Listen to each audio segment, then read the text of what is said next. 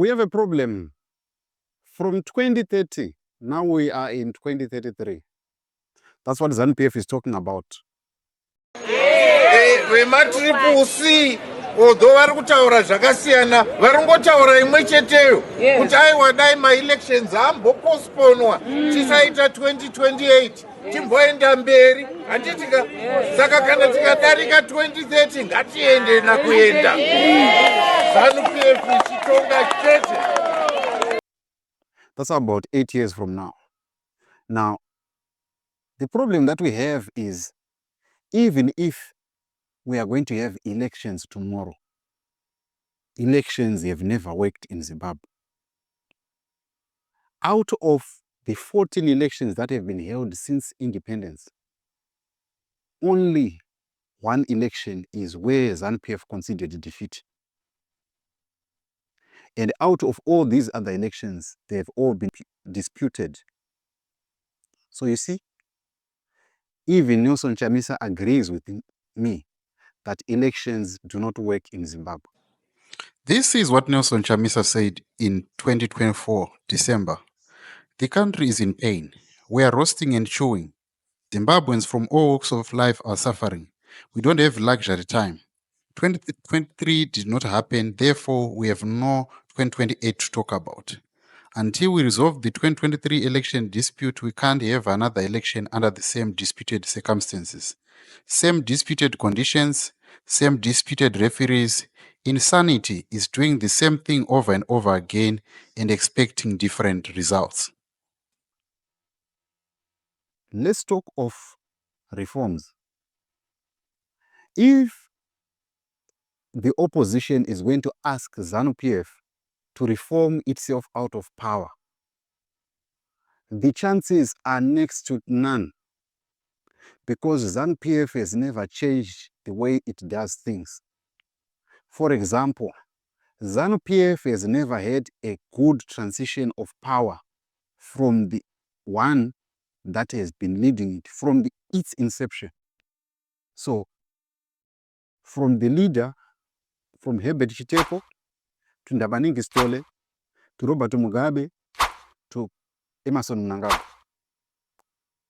All of these, there's never been a smooth transition of power. It's either a coup or assassination. Now, what this means is, the challenge that ZANU-PF has, it's almost a similar challenge that the opposition has. You can go and check out this video that I did about the lame duck, the challenge of transition within ZANU-PF. The reason why ZANU-PF is scared of talking about a successor of President Idi Mnangagwa is because that subject has never been tolerated inside ZANU-PF. So, they are not willing to change it. Why would they change in favor of the opposition if they can't change within themselves? If they can't change how they transition from one leader to another, how could they then give favor to the opposition and transform themselves out of the power? That's the first thing. Then let's look at the history of opposition. Look at Morgan Tsvangirai, who was a leader of MDC until his death. No plan for succession of who was going to take over after him. He left everything vague. Why didn't he write down who was going to take over? You see, the problem with the ZANU-PF is also the same problem with opposition. Let's look at removing ZANU-PF out of power. Removing ZANU-PF, the only way that ZANU-PF can be removed out of power is 3 or 2 ways.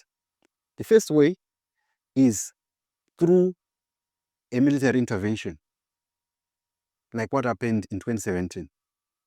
Or a second way, it could be ZANU-PF is going to disintegrate from inside, and then they are going to fight each other and relinquish power and force maybe a transitional authority that may then force us to an election whereby ZANU-PF is totally excluded from putting its hands into that elections.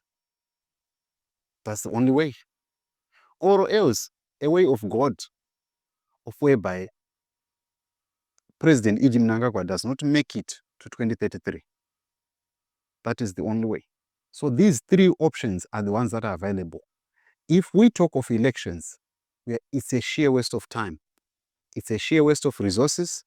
And also, we are also going to lose people in that election through electoral violence. So my question is, should the opposition be fighting for elections in 2028, or they should allow ZANU-PF to go to 2033? Or opposition must be pushing, like what is happening in Mozambique, to push the government, to put pressure on ZANU-PF in order to have electoral reforms that puts them in the same level of playing field when it comes to elections, so that elections may work. What do you think are the options for opposition? Should opposition be complaining about the 2030 agenda, or they should be pushing for reforms rather? I'd love to hear your thoughts.